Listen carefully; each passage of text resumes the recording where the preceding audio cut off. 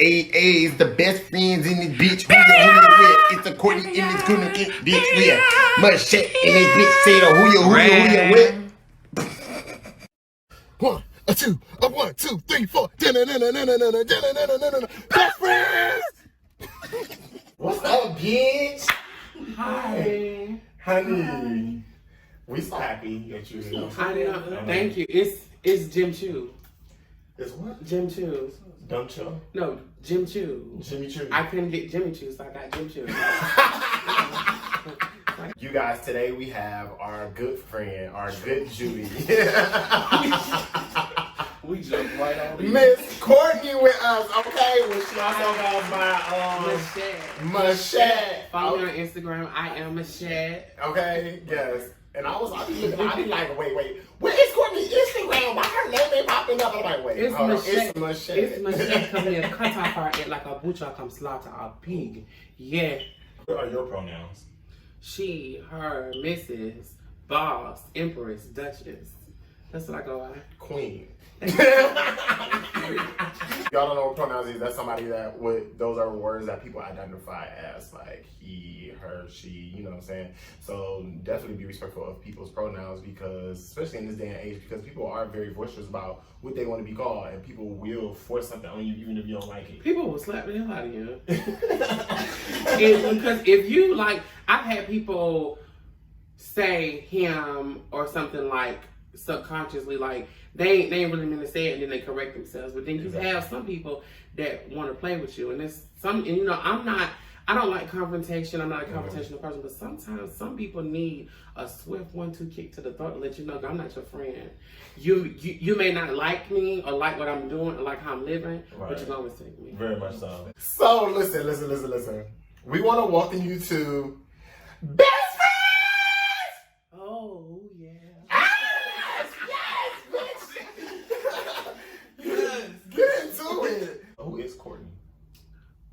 The Duchess of all. The Duchess of what? The Duchess of all. of every lane I drive in every person's house I enter. I'm just so southern and nurturing. I'm just so nice, I think. You really are. Like, ever since the first day we met you, I was just like, I like her right away. You know, I feel like I'm just She can cook her ass off. Oh yeah. I'm telling you, I can make some greens that'll make you unzip your pants and please yourself. CBI Shando, Shanalebo. So now you make me hungry. Good eats. Girl. And then after you eat that, you have to go down for what you know best. Girl, Rest. you crazy. Rest. Oh, Rest. the itis has to kick in. Did y'all know they stopped saying the itis is now like a racial term? Like, so they think that, like, don't you know how somebody say, you know, redneck or something like that? It's like one of those things they try to get people not to say no more. Itis got short for nigga-itis. Right. So they said it's a, you know, a racial thing. Yeah. Which is fine, because a lot of things that we were used to growing up, now that I'm older, like, you starting to see, like, people say, like the whole ancient mama thing, the ice cream truck thing, the nigga like a watermelon, and all that kind of stuff like that. It's like, wow, I didn't even know that. Like, did you know that hush puppies, the name came from slaves making cornbread and rolling it up and throwing it at the dogs while they were trying to escape, like hush puppies. Educate. Yes. I did not know that. Yes, like when I read that, I was like, The things you learn. Do you do a lot of reading? I don't do a lot of reading. I just do a lot of searching. Like, when I have a thought about something, I go ahead and search it. I just love music, different kind of music. I always want to learn something new. I want to learn somebody else's culture. I want to learn how they cook food, why they cook it that way, why they eat certain things, what happens when they get married, what happens when they have kids. Like, you know how Christians, we have the christening. What do they do about that? Like, I just want to know. I just want to know. And what's on my search engine? Porn. Porn. Porn? I mean, I thought this was a Christian show. Yeah, We are. Yeah. No, I'm talking about like we was gonna have Bible study after. We know. So much going on in our community right now. You know what I'm saying? Like, we all know we have the whole Black Lives Matter movement. That is one big thing that's going on in our Black community. But also on top of that, we have Trans Lives Matter. Definitely.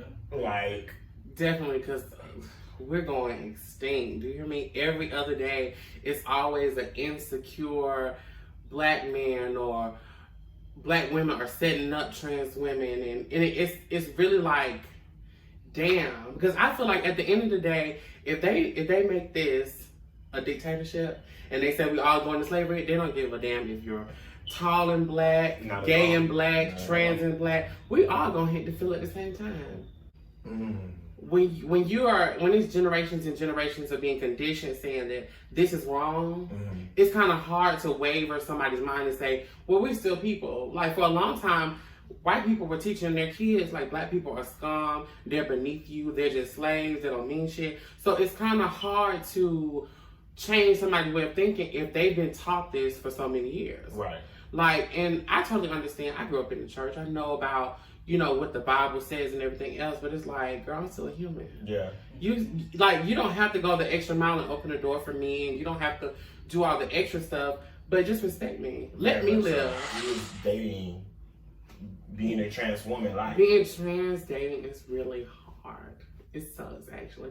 Sometimes I'm like, damn, how the fuck would I do this? Like, it's extremely hard. Because it's like, we're not feminine enough to fit in with, like, the straight community and deal with straight guys, like, on a regular, like, how cisgender women do. And then we're not masculine enough to fit in with y'all. Y'all not gay? It's harder for a trans woman to to be around gay men or have gay friends. No, not necessarily to have gay friends, but because you do have, like, I have dated some openly gay guys, and I've also dated some guys that are on the straight community side, but it's hard either way, because then when you're dating a trans woman and you're an openly gay guy, you get clowned. It's like, oh, you talking to a tranny? Or you supposed to be gay? Why are you talking to a woman? Like, what are you doing? So it's just like an underlying issue with black gay men and black trans women, or trans women, period. Because to a lot of them, and I've heard a lot of them say it, like, we are the gay boys that went too far. Yeah. Wow. That's what they say. Really, mainly here in Atlanta, that it's a overly pushed agenda for masculinity. It is. It's like, girl, he's not masculine enough. He's too feminine. My thing is, girl, if that nigga wants to treat you right, amen. And then, especially if you want to pay the bills, amen. I don't give a fuck if you wear hair nails. You know you wanted to transition. I was like 17 or 18. 17 or 18, yeah. Because I had already came out as gay. But then I was like, girl, this ain't cutting it. Like, this ain't it. Like, this ain't what this is. And then I started dealing with, like, eyelashes and, you know, doing my eyebrows and stuff. And then I still felt like, this not it. Yeah.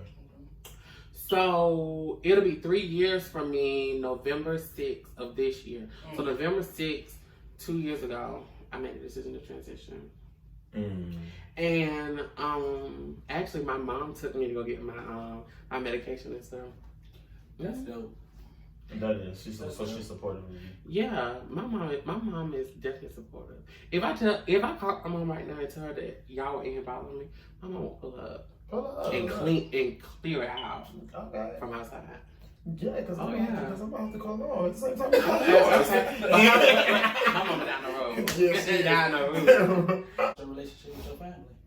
Oh, good. It's a lot of people of our community in my family. My Uncle Roger, he passed away. That's my grandma's brother. He was gay. I got Auntie Ada that's gay. I got 2 cousins that are gay. And 2, I think, is gay. And my mom, and like, I told her, because she's my mom, in close quarters, like, if I'm at her house and we chilling, if she calls me by the name she gave me, it's like, okay, girl, whatever. Like, I don't really be tripping on it, because my mom is supportive, and she's not doing it in a malicious way. She's just in the force of habit. My mom been knowing me for 22 years as one name. Yeah. So it's like, I don't bite her for that. But in public, because I had to tell her, I'm like, Mom, you know, if we in public and people don't really know me like that, if they hear you calling me Quartney and she and her, they fall in line. But if they hear you calling me Yeah. then they're gonna follow suit with that. Yes. So like when we're in public, my mom is like Quartney. Even if we're not in public and we at another relative's house, my mom still calls me Quartney. Good. That's very good because you know how other relatives can be, especially the distant relatives. I pay them dust. I be like, girl. See, my mom always taught me if somebody's getting on your nerves or it's a conversation situation, just treat them like a piece of furniture. Because when you walk in your house, do you speak to your furniture? No, you walk right past it. You walk right past it. There is this totem pole. You know what I'm saying? That no one likes to speak of. You know what I'm saying? But it is. And it's like, let's be real. White gays, they don't associate with the black gays. Not for real. Because you when know we go in the white bars, they'd be like, it's the white gays. I even go down to the Latinx gays, and you know what I'm saying. Like, you know what I'm saying. Because I can even say living in Denver, even black boys wasn't dating black boys. They was either dating white or Latino. You know what I'm saying. If you was black, they was like, you know what I mean. yeah. And it's just to be in a city like this. Now, when we get into the black community, it's like we put DLs and masklets and tops all at this top of this pole. You know what I'm saying? When, I'm going to just say this, when a lot of your DLs are carrying these diseases and doing all this other stuff, like, let's be real. So stop. Like,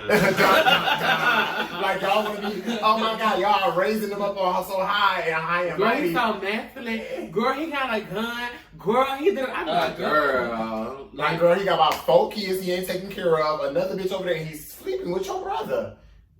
Ooh. That sound like Chubby. We put them up here, and then if you're feminine, you're down. And then I feel like if you're trans, it's like... It's weird about a lot of gay men, especially gay black men, feel like trans women are beneath them. We are like... Because I recently asked one of my friends when we went to a little function, and I was like, would you rather...